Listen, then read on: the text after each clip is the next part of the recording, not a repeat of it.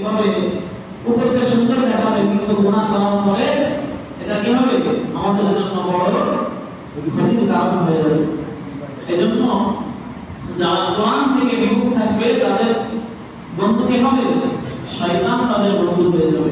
এজন্য আমরা কোরআন থেকে বিমুখ থাকবো না। কোরআন দিয়ে কোরআনের আয়াতগুলো দিয়ে যখন আমাদেরকে বোঝানো হয় বলা হয় আল্লাহ কোরআনে বলছে যে আকিমুস সালাহ নামাজ কায়েম করো ওয়া আতু যাকাত যাকাত প্রদান করো। এভাবে আল্লাহ তাআলা কোরআনে আয়াতের মাধ্যমে সব বিধানগুলি আমাদের জানিয়ে দিয়েছেন কিন্তু আমরা এই বিধান থেকে বিমুখ হয়ে আছি। তো এক নাম্বার যে ক্ষতিটা হবে কোরআন থেকে বিমুখ থাকলে তাহলে তাদের কি হবে? শয়তান তাদের বন্ধু হয়ে যাবে। আর শয়তান যদি কারো বন্ধু হয়ে যায় তার দ্বারা একটা জিনিস তার দ্বারা গুনাহ করাটা সহজ হয়ে যাবে আর নেকির কাজ করা তার দ্বারা কঠিন হয়ে যাবে।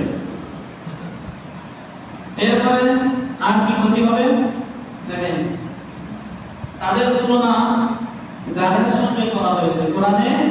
এই যারা কোরআন থেকে বিমুখ হয়ে থাকবে তাদের তুলনা গাধার সঙ্গে করা হয়েছে। দেখেন সূরা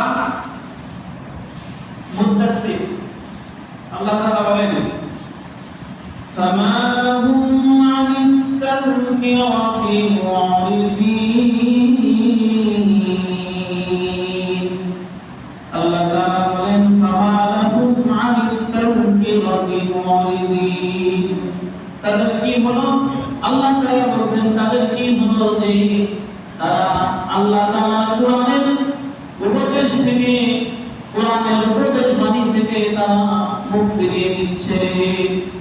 তাদের কি হলো যে তারা আল্লাহ কোরআনের উপদেশ থেকে তারা মুখ ফিরিয়ে নিচ্ছে। আল্লাহ বলেন কাআন্নাহুম হুমুরুন মুস্তানফিরা। এদেরকে আল্লাহ বলেন কাআন্নাহুম হুমুরুন মুস্তানফিরা, কেমন যেন তারা পলায়নরত গাধার মতো। কাদের সঙ্গে তুলনা করলেন?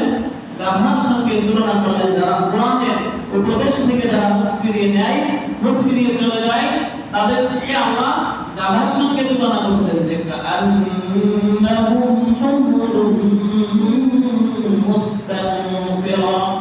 আল্লাহ বলেন কেমন যেন তারা পলায়নরত গাধার মতো।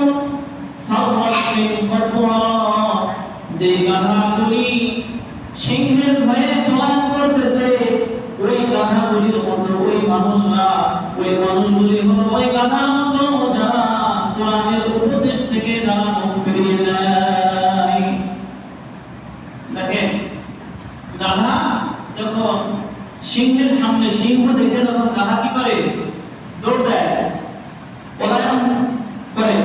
তো আল্লাহ বলতেছে ওই গাধার সঙ্গে তুলনা করতেছে যারা কোরআনের উপদেশ থেকে কোরআনের বাণী থেকে যারা মুখ ফিরিয়ে নেয় তাদেরকে আল্লাহ ওই গাধার মতো বলেছেন, গাধার সঙ্গে তুলনা করেছেন। তাহলে এই হলো 2 নম্বর ক্ষতি। আর কি ক্ষতি হবে?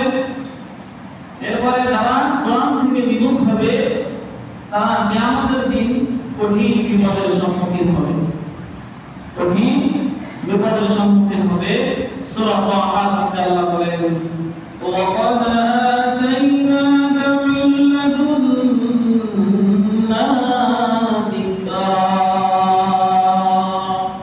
আল্লাহ বলেন তার নবীকে ওয়াকাদ আতাইনাকা মিন লাদুন্না যিকরা, আমি আমার পক্ষ থেকে যে উপদেশ বাণী আপনাকে দিয়েছি। আল্লাহ তাআলা তারপরে বলেন মান আ'রাদা আনহু ফাইন্নাহু ইয়াহমিলু ইয়াওমাল কিয়ামাতি